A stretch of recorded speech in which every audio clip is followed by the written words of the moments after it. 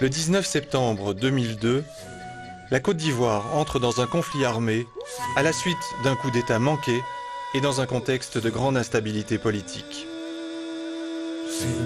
Chassés, blessés et rançonnés, des centaines de milliers de personnes fuient vers les pays limitrophes. La notion d'ivoirité stigmatise l'étranger, à commencer par les migrants burkinabés ou leurs descendants qui, depuis la période coloniale, venaient travailler en Côte d'Ivoire, essentiellement dans les plantations du Sud. Plus de 2 millions de personnes sur une population de 15 millions d'habitants. Le Burkina Faso organise alors dans l'urgence et avec de très faibles moyens le rapatriement de ses ressortissants. C'est l'opération Bahiri, le retour à la patrie. Environ 20 000 personnes profiteront officiellement de cette opération, alors qu'on estime à plus de 600 000 le nombre d'hommes, femmes et enfants arrivés au Burkina Faso.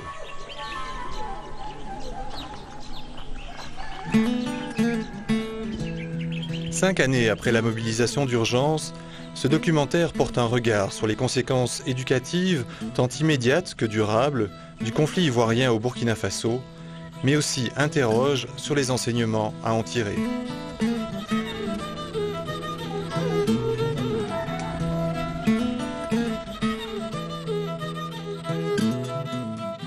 Il est 7 h du matin à Sidi Moukar, petit village situé à une quinzaine de kilomètres de Gawa, au sud-ouest du Burkina Faso et proche de la frontière ivoirienne.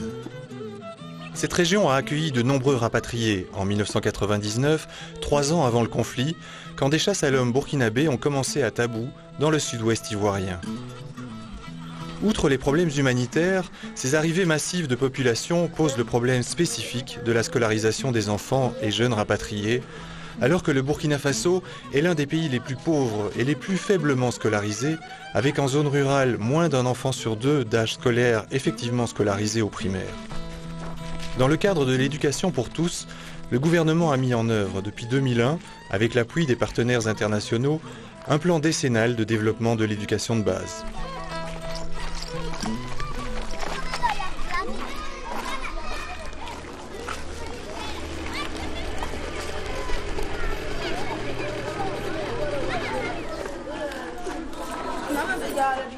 Nab Dabiré est le directeur de l'école de Sidi Moukar depuis 1989. Quand il est arrivé, il n'y avait que 30 élèves et seulement 2 classes. Depuis 1999, l'école a dû faire face rapidement au phénomène aussi inattendu que bienvenu d'augmentation des effectifs scolaires. Ils sont aujourd'hui 272 élèves, mais commencent à repartir au compte-gouttes, le calme revenant progressivement en Côte d'Ivoire.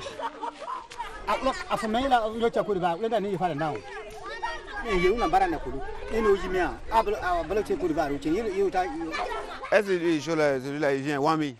Il vient à l'école? Ça va combien de jours? Ça va combien de jours? Depuis longtemps, il vient bleu. Ah, donc, il a fait 1 mois. Donc, c'est dur. Celui-là, il veut abandonner et repartir en Côte d'Ivoire. Son papa est reparti. Son papa est allé pour faire des contrats chez des gens. Il n'a même pas, lui-même, il n'a même pas les moyens là-bas, tu veux retourner. Tu vas retourner rester où? C'est son oncle qui l'a amené. Voilà, allez en classe. Allez en classe. Ce genre de problème est de plus en plus fréquent. Cette situation est inquiétante pour l'école qui craint de retrouver ses faibles effectifs d'avant la crise. Bobo Dioulasso, la seconde ville du pays, connaît la plus grande concentration d'élèves rapatriés en zone urbaine avec environ 3000 élèves. Au quartier Kwa, l'école A est l'une des premières à avoir tenté de faire face à l'afflux précipité des élèves venus de Côte d'Ivoire. Pierre Traoré de l'Action sociale et Missa Sohara, le directeur régional de l'enseignement de base, étaient sur le terrain lors de l'opération Bahiri. Une circulaire ministérielle demandait au directeur d'école d'accueillir les élèves rapatriés. Ok. Bonjour les enfants, ça va bien? Ça va. Vous êtes dans quelle classe? CP2. CP2. C'est bien. Asseyez-vous. Il faut reconnaître qu'il y a eu des difficultés parce que nos écoles en son temps les classes avaient des effectifs de 70 maximum. Et avec l'arrivée donc de nos compatriotes, les effectifs sont allés à 130, 140 et deux fois 200. Nous rappelons de l'école Kwasé où il y avait 206 élèves dans la même classe.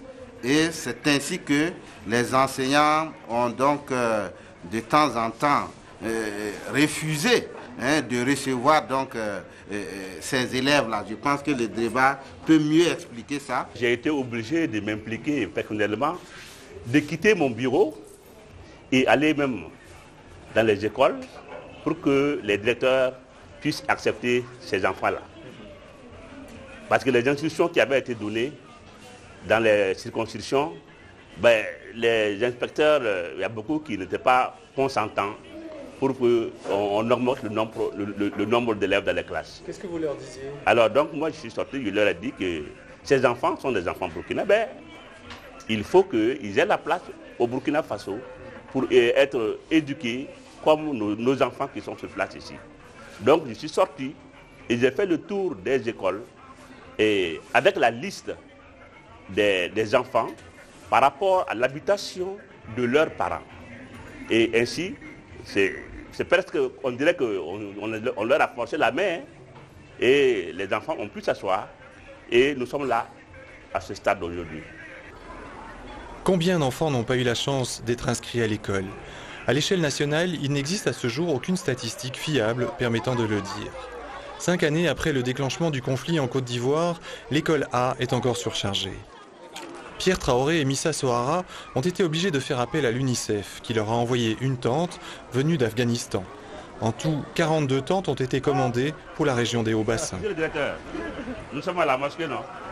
Non, pas la mosquée. Ah. C'est une classe. C'est une classe? Oui. Ah, merci. Des tentes classes dans lesquelles étudier n'est pas une partie de plaisir. Bonjour les enfants. Bonjour maître. Ouais. Le problème qu'il y a là, c'est le problème de table banc. Oui. Oui. On voit beaucoup d'enfants assis à même le sol. Oui. Et il est très difficile de travailler dans ces conditions. 40 degrés sous les 38 à 40. 38, 40. Ouais. Oui. Il fait vraiment chaud parce que lorsque nous sommes venus ici la dernière fois pour leur rendre visite, il faisait réellement chaud et les enfants chiaient à grosses gouttes. Actuellement, au niveau donc des établissements où les effectifs sont très élevés, on a des difficultés pour construire des bâtiments en dur, compte tenu d'abord de l'espace et aussi des moyens financiers. C'est pourquoi ces tentes restent et demeurent vraiment une priorité pour le moment. Depuis 2003, ces enfants sont là et ils ne peuvent pas repartir au niveau de la Côte d'Ivoire. Donc ils sont toujours au niveau du Burkina. Il y a certains parents même qui vont actuellement chercher leurs enfants au niveau de la Côte d'Ivoire pour les inscrire au niveau du Burkina ici. Donc ce n'est pas un problème qu'on peut résoudre en 5 ans, 6 ans, 10 ans. Ce n'est pas possible. Les discussions, les négociations que nous faisons avec nos partenaires, parfois ça piétine, parfois c'est lent. Voilà. Sinon notre objectif c'est d'arriver à des effectifs normaux. Ici, là, c'est 60 élèves par classe pour le moment. Mais on ne peut pas faire retourner les enfants en Côte d'Ivoire. Ils seront là avec nous. Voilà. Mangodara est à quelques kilomètres seulement de la frontière ivoirienne et à 5 heures de piste de Banfora, la première ville burkinabé. Elle a été un des sites d'accueil d'urgence des rapatriés de Côte d'Ivoire en 2002 et 2003. C'est un grand carrefour et une terre de confession musulmane.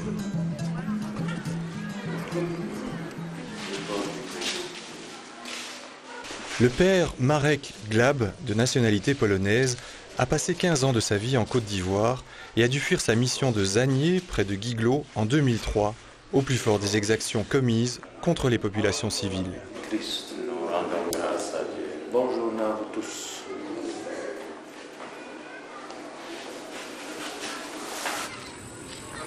Quand le père Marek est arrivé ici à Mangodara, il n'y avait rien. En 4 ans, il a entièrement équipé sa mission avec une cure, une école et une garderie.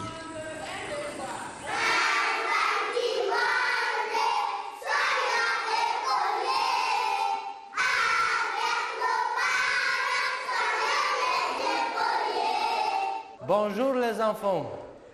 Bonjour.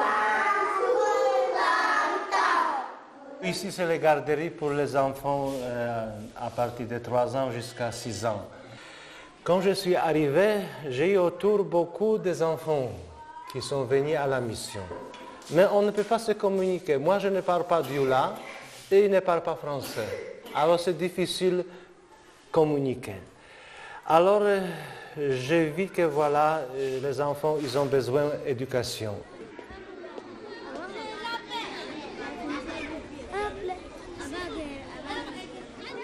Comme au temps des colonies, la mission catholique joue un rôle supplétif et elle réagit plus vite aux conséquences éducatives du conflit que le plan décennal de développement de l'enseignement de base. Les écoles étaient surchargées à Mangodara et le père Marek n'a pas hésité à construire l'école Muriel. Nous avons construit cette école avec mes amis et nous avons offert cette école, les villageois et le gouvernement. Et maintenant, c'est le gouvernement qui s'occupe de cette école. On va maintenant chez le monsieur directeur. Monsieur directeur. Bonjour. Bonjour. Comment allez-vous? Oui, ça va. Venez, n'ayez pas peur. Venez.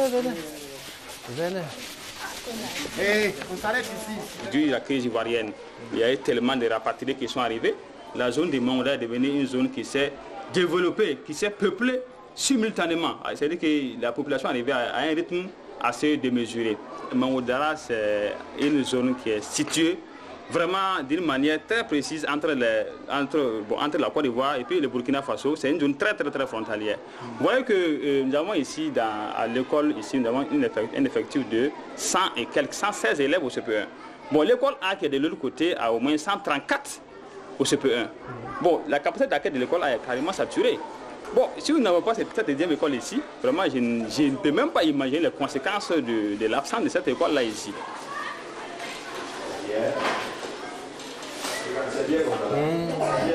C'est bien, ils sont, ça va bien. Tu es sûr?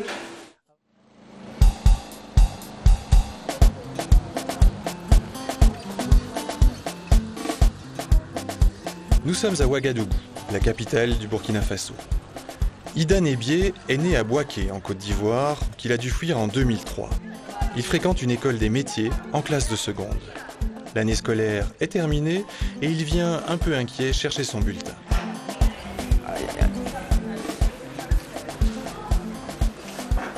Bonjour monsieur.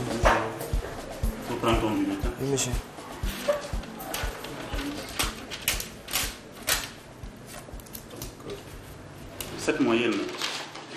Cette moyenne, effectivement, est passable. Alors, il te faudrait beaucoup de courage, de redoubler d'efforts en seconde. Tu passes en classe supérieure. Merci monsieur. Ok, et du courage.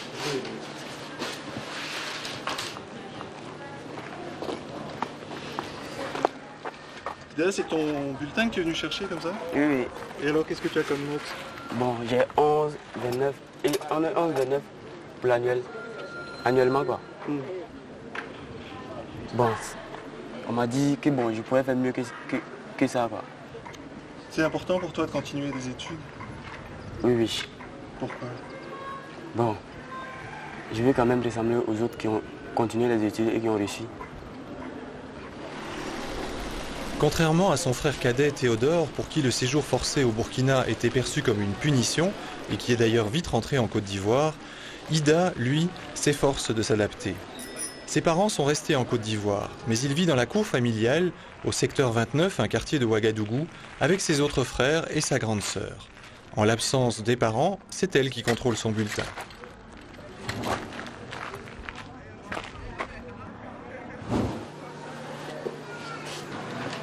C'est pas suffisant. Ils pouvaient mieux faire. Mais apparemment, ils préfèrent plus s'amuser que travailler. Donc. Pas facile de travailler en effet, alors que la plupart de ses amis n'ont pas de travail et passent leur journée à discuter entre eux ou à chercher des petits boulots. Des ken en langue nouchi, cette langue venue de la rue ivoirienne. L'argent, le gombo, c'est le nerf de la guerre. Non, regarde le cricat là, papa qui. C'est maudit. Je ne crois pas. Vous parlez de quoi? On parlait de Adjal, c'est comment arriver ici, le mouvement, toi. On a dit l'SB pour là. Ouais, l'SB pour lui. Ouais. Quand ils sont arrivés ici en 2003, je crois, j'ai repris la 6e, continuant à 5e, 4e. Bon, il a fait la 3e, mais c'était en cours du soir. Puis il est passé le PVC, bon, ça n'a pas marché, puis bon, j'ai arrêté en même temps, bon, jusqu'à présent. Je compte bien continuer, mais les moyens financiers manquent. Et actuellement, ici même là, c'est trop dit. Trop, tu vois, c'est trop dit. Tu peux être là, mais tu job, mais le moral il a été ça. Il te regarde mais dans les yeux, il sait que tu as fait, mais il ne va pas aller Togo même dans le niveau. C'est pas ça. Le moral, ça va après. Ça va après. Ça va après. C'est pas la joie, c'est la bonne. Ouais. Bon, chacun se débrouille de sa manière. Quoi. On ne sait pas quand ça va aller, mais on est dit là, on espère quand même. 10 heures. À l'université de Ouagadougou, le nombre déjà important de bacheliers venus de Côte d'Ivoire n'a fait que croître depuis l'entrée en conflit de ce pays. Bakary Savadogo est étudiant en sociologie et ce matin, il a un cours de statistique. Il est né à Daloa, dans le centre-ouest de la Côte d'Ivoire, et rien ne le prédestinait à se retrouver un jour sur les bancs de cet amphi.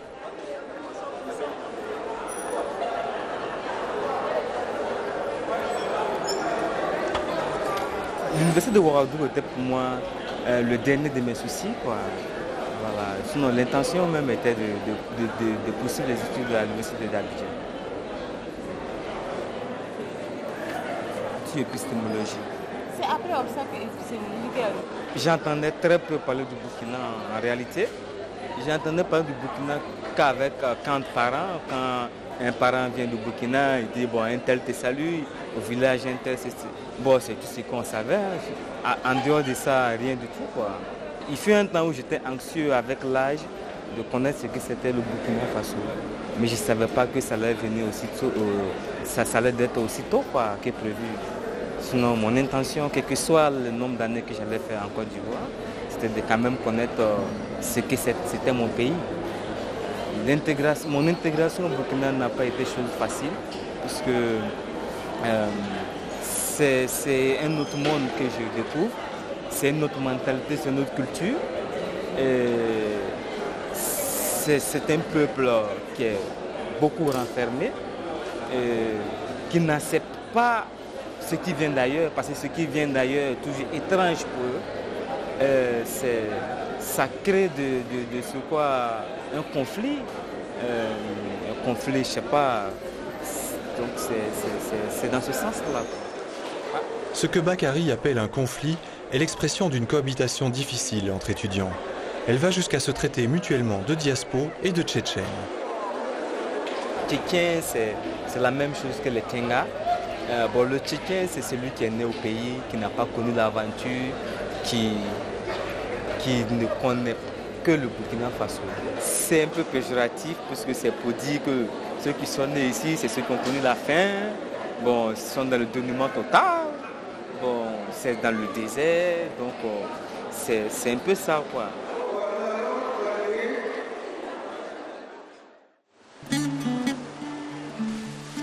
Retour à Bobo-Dioulasso, dans le quartier Sarfalao, en périphérie de la ville et où de nombreux rapatriés ont trouvé refuge. Aminata vit dans la cour d'un oncle souvent absent avec ses sœurs et un jeune frère. Les parents partis, elle se retrouve livrée à elle-même. On est arrivé de la Côte d'Ivoire. Donc c'est en 2002, pendant la crise.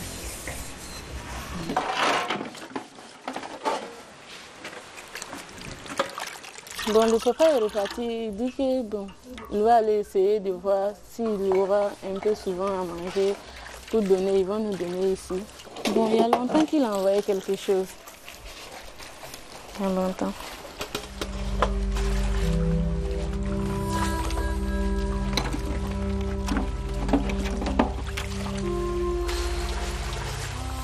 Faute de moyens, aucun des enfants n'a pu continuer la scolarité.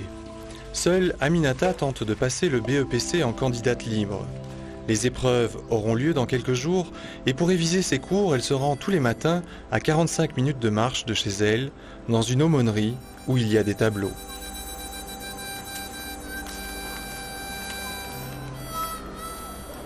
Tu te plais ici au Burkina? Ah, bon. C'est un peu comme les moyens de vie ne sont pas favorables. Tu aimerais retourner en Côte d'Ivoire alors? Encore, bon. Je ne vais pas retourner là-bas. Puis si je trouve quelque chose à faire ici, je vais rester.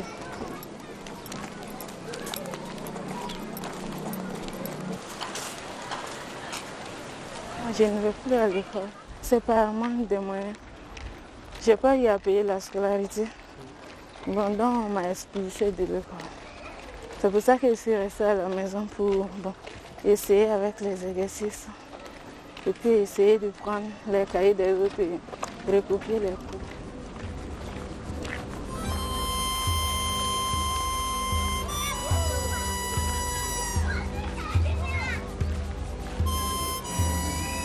De temps en temps, Aminata se joint à un groupe d'étudiants pour réviser. Mais c'est quand même le plus souvent seule qu'elle doit travailler.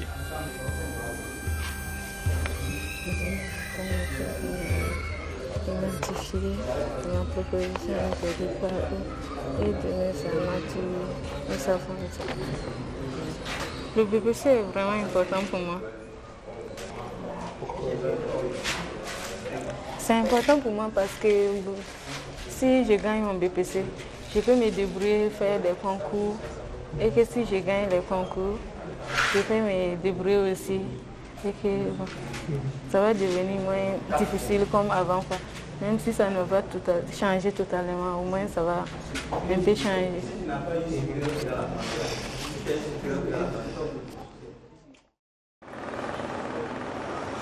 À Ouagadougou, Yacouba Yaro, sociodémographe et co-auteur d'une étude sur les conséquences du conflit ivoirien sur l'éducation, se prépare à participer à une réunion de travail pour l'élaboration d'un rapport d'État sur le système éducatif burkinabé. C'est au niveau nominal et ça c'est au niveau réel. Bon, ça évolue mais c'est pas aussi...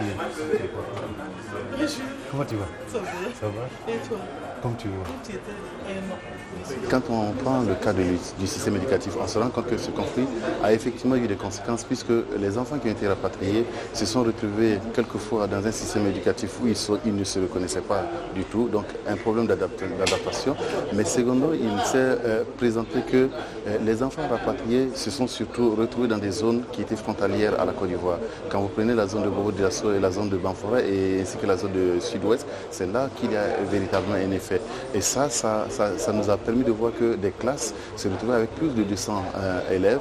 Et ce qui est quand même effrayant, c'est de voir que ce conflit a entraîné une sorte d'un regard autre des Burkinabés par rapport à ces écoles qui ont accueilli des rapatriés. Et je crois que la question des enfants rapatriés mérite d'être posée, surtout que si on veut avancer dans une sorte d'analyse globale de notre système éducatif. On peut avoir une sorte de planification et à un moment donné, des éléments comme les conflits ou bien le retour massif de ces Burkinabés sont des événements perturbateurs qui modifient sensiblement notre système éducatif. Le cas du Burkina Faso n'est pas aussi singulier parce qu'on retrouve pratiquement les mêmes conséquences au Mali, les mêmes conséquences sur des pays comme le Ghana. Mais il faut reconnaître qu'au niveau du Burkina Faso, on a l'impression que nos autorités n'ont pas été préparées malgré les circulaires qui ont été envoyés au niveau des différentes directions régionales d'éducation de base. On a l'impression que le problème a été traité de façon superficielle. Et il faut donc qu'à un moment donné, on puisse vraiment faire face à cette situation, surtout que l'urgence est passée et que maintenant, il y a une situation qui devient de plus en plus une situation structurelle. Il faut voir comment gérer cette situation. Nous allons commencer. Bienvenue à tout le monde à cette atelier des Zen. C'est une rencontre technique entre nous. Le rapport d'État sur l'éducation nationale, son importance n'est plus à démontrer. 11 heures à l'école de Sidou Moukar. Nombre des enfants revenus de Côte d'Ivoire ont été victimes ou témoins d'exactions. Certains ont même vu leurs parents tués devant eux et subissent donc des traumatismes physiques et psychologiques importants. Profitant de la récréation, Palanfo, le jeune qui voulait coûte que coûte rejoindre son père en Côte d'Ivoire, en a profité pour essayer de s'échapper. Il a été rattrapé de justesse. Si vous disparaissez, il va continuer l'école et puis aller partir encore. Bon, vraiment, les enfants, là, ils découragent sur les jeux. C'est pas bon. S'ils se lèvent, il faut les rattraper à mener. Ils ne font pas du mal à quelqu'un, c'est à eux-mêmes, ils font ça. Ce matin, l'inspecteur provincial Serge Sommet vient rendre une visite à l'école. Les conséquences psychologiques pour les enfants rapatriés sont pour lui une véritable préoccupation. Les retours vers la Côte d'Ivoire, de plus en plus nombreux, l'inquiètent aussi, car ils sont une menace pour la survie de ces petites écoles villageoises et pour le maintien de taux de scolarisation acceptables. Ben, ça fait 2 jours que je ne vais pas à l'école. Est-ce que je ne vais pas? Tu étais malade? Oui, ce sont des enfants qui sont arrivés dans des conditions particulièrement difficiles. Et quand ils sont comme dans ce contexte, ils n'arrivent même pas à s'intégrer dans le groupe. Ils n'arrivent pas à s'intégrer. Et le problème, nos enseignants aussi n'ont pas été formés pour accueillir ce flux d'enfants. Si bien que ça joue, l'enseignant n'a pas souvent les éléments nécessaires pour quand même leur remonter le moral, les amener à s'intégrer dans le groupe et pour pouvoir suivre les enseignements. Bon, c'est comme ils étaient se sentis un peu à l'étranger, ils n'arrivent pas à s'intégrer dans le groupe et à suivre les enseignements. Quelles sont les couleurs du drapeau de notre pays? Abdoulaye. Les couleurs du drapeau de notre pays sont deux bandes horizontales rouges et verts frappées d'une étoile jaune dorée à 5 branches au milieu. Et à un moment donné, on avait accueilli beaucoup d'enfants venant de la Côte d'Ivoire. Mais est-ce que dans votre classe, il y a des éléments venant de là? Ils sont nombreux. Ils peuvent se lever. Ils peuvent se lever. Ceux qui sont venus de la Côte d'Ivoire. Près de la moitié de la classe. C'est bien assis.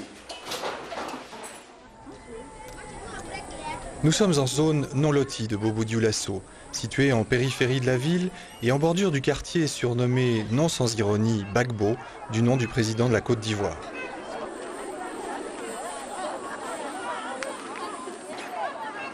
Lorsque les rapatriés sont venus, ils se sont surtout installés dans les zones non loties où il n'y a plus de facilité pour avoir un terrain et réaliser de quoi dormir.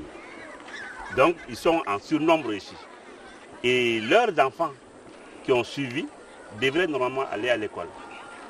Si ma mémoire est bonne, donc les écoles de Charfalao A, B, C étaient surchargées. Des effectifs de 200 élèves, parfois même on frôlait les 300. C'est une école à plus de 90% constituée d'élèves rapatriés.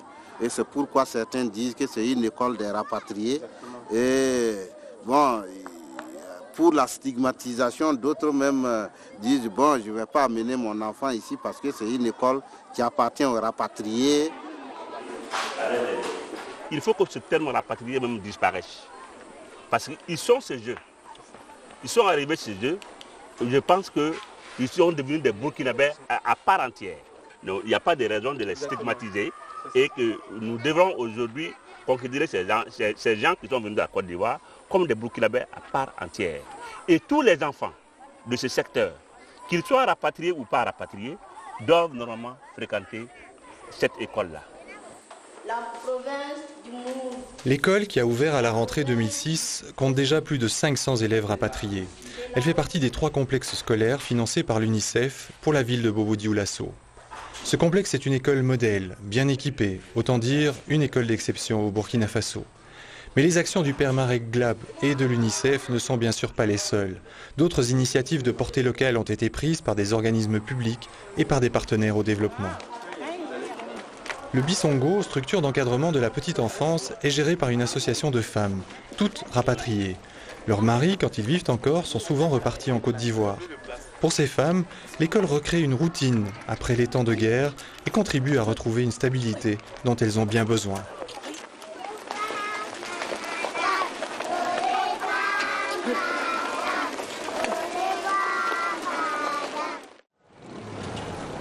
On retrouve Bakary Savadogo à l'université de Ouagadougou. Il se rend à une réunion de l'association des élèves et étudiants ressortissants de Daloa, la ville ivoirienne dont il est originaire, située dans la boucle du cacao, un temps frappée par le conflit. Comme l'ont fait autant jadis leurs parents ayant migré en Côte d'Ivoire, les étudiants diaspos entre guillemets se sont eux aussi regroupés en associations identifiées selon leur localité d'origine. Sauf que cette fois-ci, les associations portent le nom des localités du sud ivoirien. Elles sont une quinzaine. L'association se présente à nous comme une famille. Quand vous quittez la famille en Côte d'Ivoire pour venir, vous venez ici, il y a certains qui n'ont pas de parents ici. Donc l'association se présente comme une famille où vous pouvez vous baser pour pouvoir sortir, pour faire les premiers pas afin de connaître un peu le fonctionnement, voilà, la vie quotidienne ici. Parce que quand on arrive dans un endroit et qu'on n'a pas quelqu'un pour guider vos pas, souvent c'est très difficile. L'objet de la rencontre d'aujourd'hui, c'est vous faire le bilan sur certains éléments, sur certains points, notamment sur la préparatif de la journée de l'AIBD. Lorsqu'on m'appelle Ivoirien, parce que je ne suis pas trop content, parce que je suis chez moi, parce que je ne peux pas concevoir que issu d'une mère burkinabé et d'un père burkinabé, qu'on m'appelle un Ivoirien. C'est parce que je suis né en Côte d'Ivoire, c'est vrai.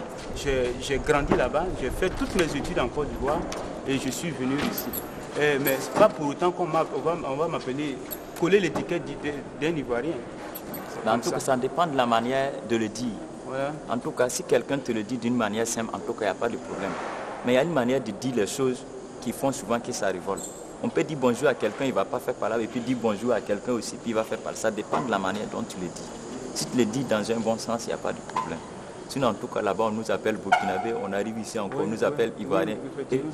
Fin de compte, on est là maintenant. Et puis bon, voilà. Mais en tout cas, on pense qu'avec le temps, on va s'entendre, il n'y a pas de problème, on va s'adapter. Ceux venant de la Côte d'Ivoire, ceux qu'on appelle communément les diasporas, bon, on a les mêmes destins, les mêmes communautés de destin, bon, on arrive à se comprendre.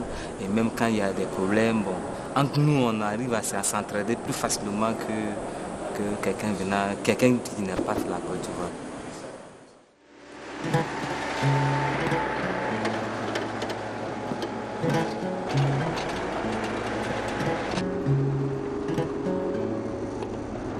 Cet après-midi, le père Marek Glab se rend à Bonouba, à une quinzaine de kilomètres de Mangodara, où la mission construit, à la demande de parents, une école de brousse. La construction de celle-ci n'est pas encore terminée, et en attendant, pour ne pas perdre de temps, il a converti la chapelle en classe improvisée.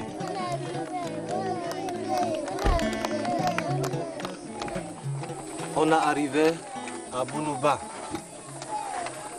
Le chantier se trouve à peu près 2 km plus loin, mais nous sommes ici à la mission. C'est une chapelle pour Bonouba, où les enfants ils fréquentent l'école. En classe? En classe, en chapelle.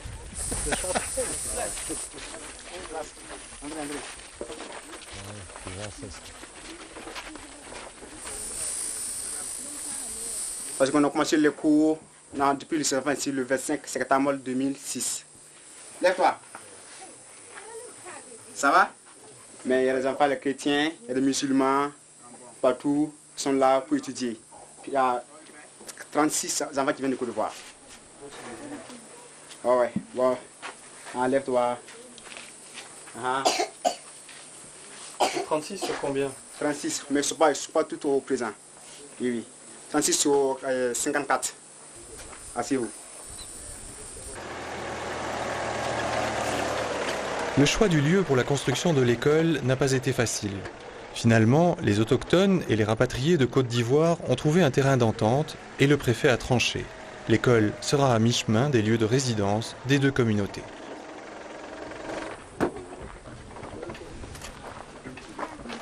Bonne arrivée à Bonouba, dans le chantier de l'école primaire de 3 classes. Alors nous pouvons visiter, qui n'est pas encore fini, mais ça, dans 1 mois, ça sera fini. C'est le père qui prend la charge de s'occuper, de surveiller le travail, d'acheter les matériaux, de payer les ouvriers, etc., etc. Pourquoi vous faites tout ça, mon père? Question simple, parce que je l'aime les enfants, je veux qu'ils gagnent quelque chose dans la vie. C'est pour ça que je fais ça, je fais pour eux, je fais pour les parents.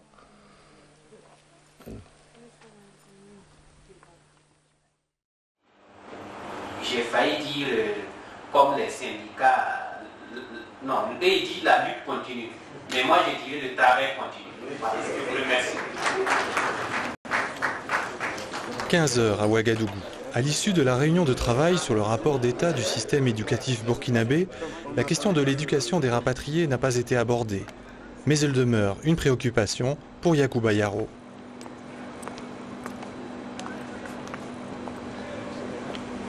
Ceux qui viennent, qui disent que, bon, au Burkina, c'est l'enfer, c'est tout un ensemble d'éléments qui font qu'ils n'ont pas envie de revenir. Et ceux qui restent disent, bon, pendant qu'ils étaient de l'autre côté, ils n'ont jamais fait quelque chose pour se reconnaître comme des Burkinabés. C'est parce qu'il y a une situation difficile qui sont revenus.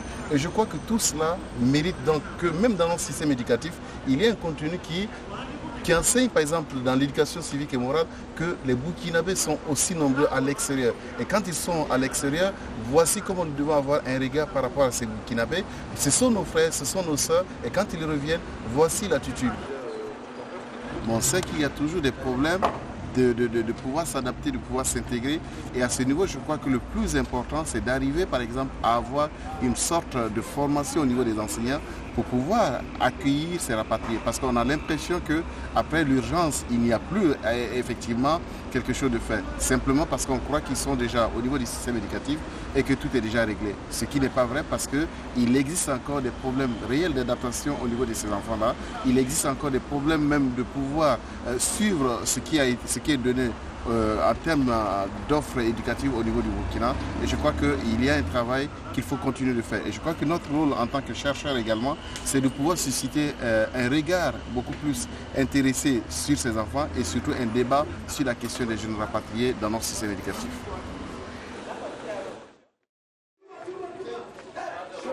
Au secteur 29 de Ouagadougou, Ida Nebié et ses copains répètent le spectacle de la star burkinabé du moment, Fat Beauté, surnommée aussi la Joliesse, et dont ils ont créé le fan club.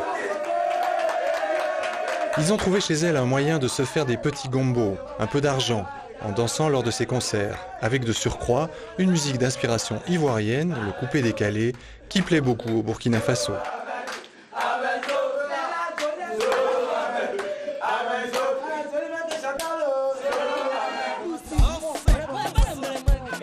À la fin de la répétition, ils se retrouvent souvent entre eux, au maquis, la buvette du coin, tenue par un Burkinabé. Leurs échanges tournent régulièrement sur la question de leur intégration au Burkina. Hésitant, sans grande certitude, ils expriment plutôt leur désarroi, sans avoir clairement tranché cette difficile question. C'est notre maman, elle fait beaucoup pour nous ici. C'est pas parce que Dieu est l'artiste, on la connaît il y a longtemps. Elle fait beaucoup pour nous. Dis-moi si son danseur, je peux vous dire ce qu'elle fait pour moi. C'est pas seulement mon cachet. Elle a inscrit mon petit frère à l'école, tout. Elle va chez moi, elle connaît le papa, la maman, tout. C'est surtout la musique qui nous lie ici. Nous les diaspos, venant de la Côte d'Ivoire, bon, c'est-à-dire, arriver peut-être au Burkina ici, on a besoin toujours, on cherche d'abord un maquis qui joue la musique ivoirienne.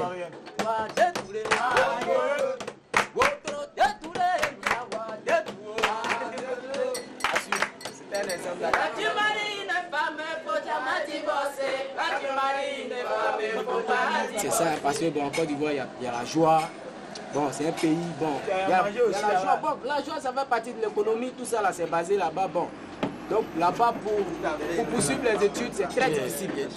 C'est bien de commencer là-bas, mais encore meilleur de terminer ici. Le milieu scolaire est développé par rapport à la Côte d'Ivoire. Donc pour avancer dans les études, il faut se baser sur le Burkina aussi. Le diaspora, quand il arrive au Burkina ici, c'est pour se chercher. Il cherche à s'intégrer d'abord. Après ça, maintenant, il cherche comment avoir son pain.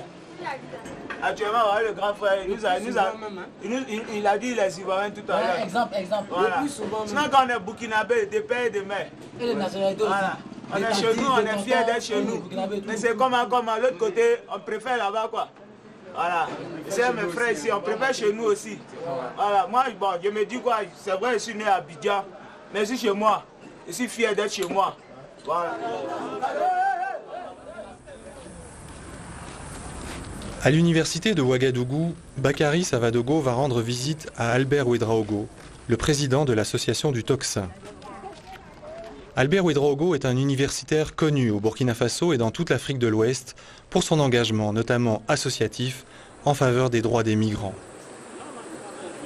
Mandaté par son association, Bakary a des questions à lui poser sur son statut de diaspo.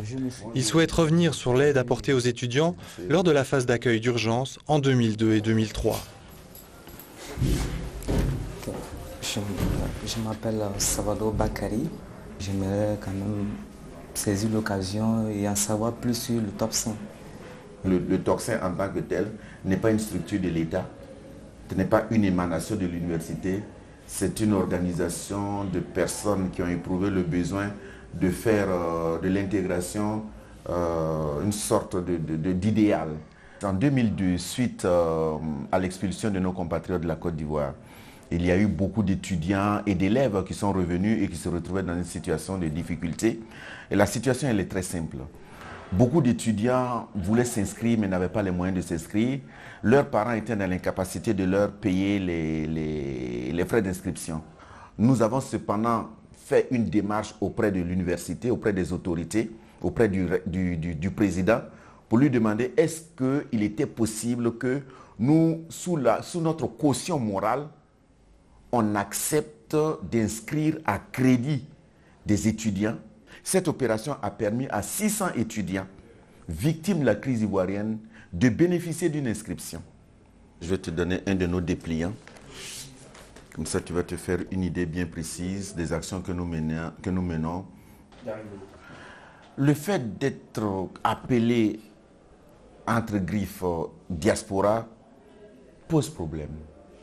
Il pose problème parce que cette appellation peut contenir des germes, je dirais, d'exclusion. Parce que les étudiants qu'on appelle communément diaspora sont les étudiants issus de l'immigration de Côte d'Ivoire. Presque exclusivement. Les autres étudiants ou les autres élèves, parce qu'ils sont moins nombreux et donc moins visibles, n'ont pas ce type d'étiquetage et n'ont pas ce type d'étiquette qui leur est collée à la peau. Du coup, le terme diaspora est un terme ambigu. Il peut être un élément de valorisation à un moment donné. C'est des Burkinabés qui ont quelques richesses de par leur contact avec l'extérieur. Donc ça peut, et c'est quoi que c'est cet élément-là que beaucoup d'étudiants qui sont fiers de s'appeler étudiants, sont fiers de s'appeler diaspora, ça leur donne une sorte de complexe de supériorité par rapport à ceux qui sont restés là et donc qui n'ont pas connu l'aventure, qui n'ont pas connu l'extérieur, qui sont des locaux.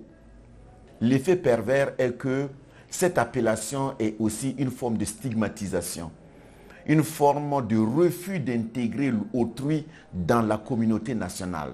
C'est parce que les étudiants venus de la Côte d'Ivoire ont senti une forme de rejet et qu'ils ont voulu s'approprier de ce terme de rejet pour en faire quelque chose de valorisant. En retour, ils ont décidé d'appeler ceux qui sont là les Tenga, montrant que ce sont des étudiants, des terreux, de ceux qui n'ont jamais quitté leur terroir et par conséquent qui sont moins évolués que eux étudiants de la diaspora. Mais c'est des concepts problématiques et porteurs, ce sont des concepts, je dirais, conflictogènes.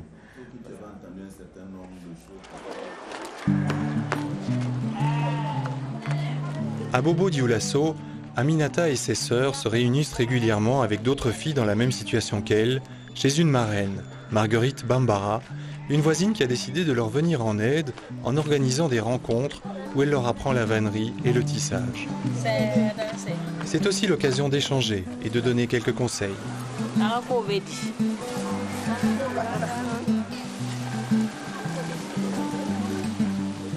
Depuis 2002, la marraine a vu arriver une cinquantaine de filles de Côte d'Ivoire. Celles-ci ont presque toutes abandonné leurs études et ont souvent du mal à trouver des emplois de bonnes, car les filles de Côte d'Ivoire sont jugées trop jolies aux yeux des patronnes burkinabées qui craignent pour leurs maris. D'ailleurs, sur le mur de la cour d'Aminata, quelqu'un a écrit « Lovely Girls ». Aminata et ses sœurs, qui ne parlent pas anglais, ne comprennent pas la signification de ce graffiti. Elles sont rares qui font le cours du soir, puisqu'elles ne peuvent pas faire le cours du jour en même temps faire ces travaux. Deux fois, il y a certaines qui se forcent avec les meilleurs sous qu'elles gagnent par mois de la part des patrons, qui arrivent à payer leur scolarité du cours du soir.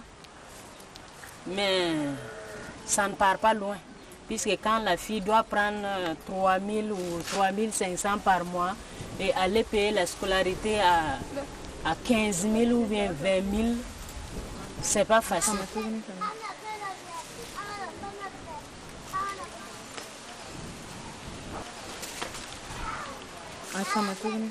S'il n'y a pas d'aide extérieure, elle ne peut pas s'en sortir. Si elle n'arrive pas à suivre les cours, vu la mode, l'apparence extérieure de leurs copines du quartier, des familles qui sont un peu nanties, donc elles sont obligées de céder à d'autres travaux qui ne sont pas aussi honorables.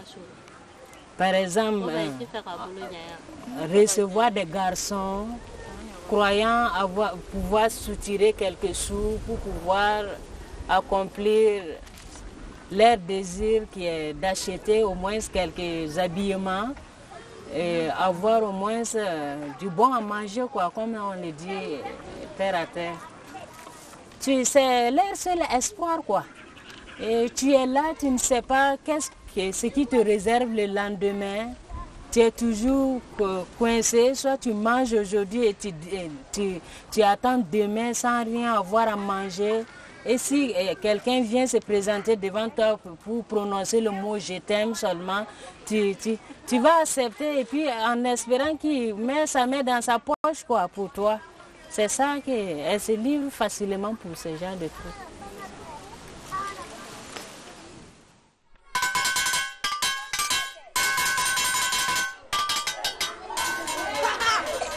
« 17h à Sidou Moukar. C'est la fin des cours.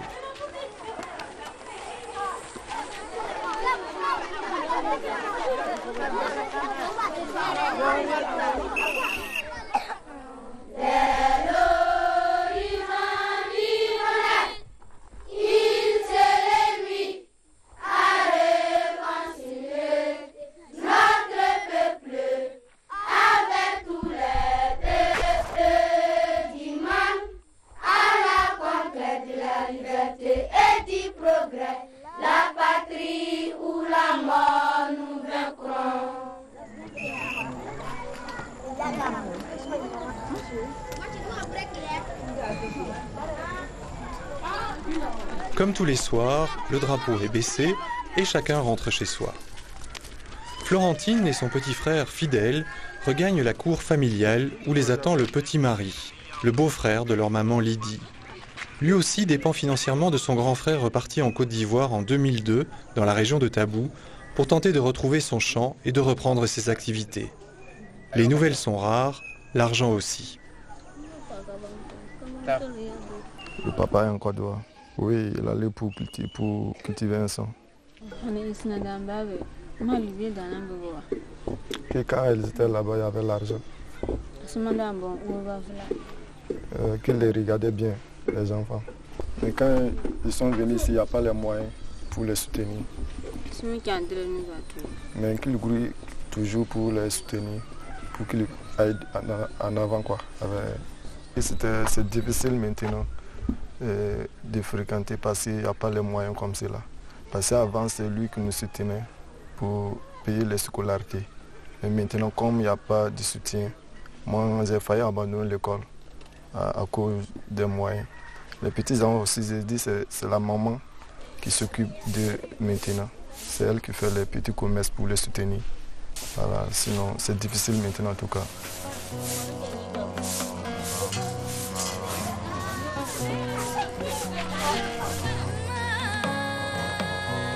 La nuit tombe sur Sidou Moukar.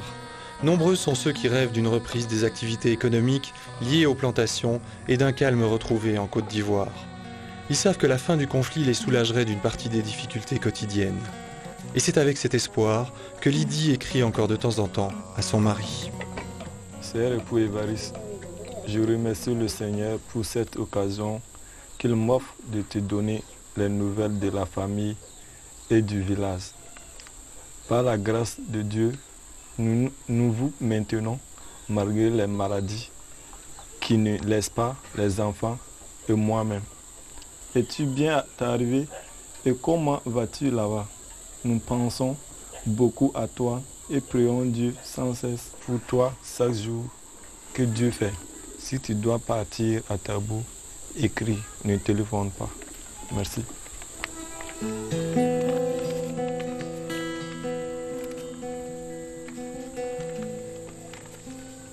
Les témoignages relatés dans ce film mettent en lumière les difficultés de scolarisation et d'intégration sociale des jeunes venus au Burkina Faso suite au conflit ivoirien. Le système éducatif et ses principaux responsables restent insuffisamment réactifs aux problèmes supplémentaires et nouveaux que posent les jeunes venus de Côte d'Ivoire. Comment les aider? Question délicate dans un pays pauvre où la majorité de la population burkinabé a bien du mal elle-même à scolariser ses propres enfants. Et les jeunes venus de Côte d'Ivoire, taxés là-bas de Burkinabés et d'Ivoiriens au Burkina, peuvent-ils partager une citoyenneté commune avec ceux restés au pays et venir l'enrichir de leur manière d'être et de vivre? Une question d'ordre identitaire, complexe, mais capitale pour l'avenir de la société burkinabé. Plus que jamais, au Burkina Faso et partout ailleurs dans le monde, l'éducation, victime oubliée des violences armées, a un rôle à jouer en matière de prévention des conflits.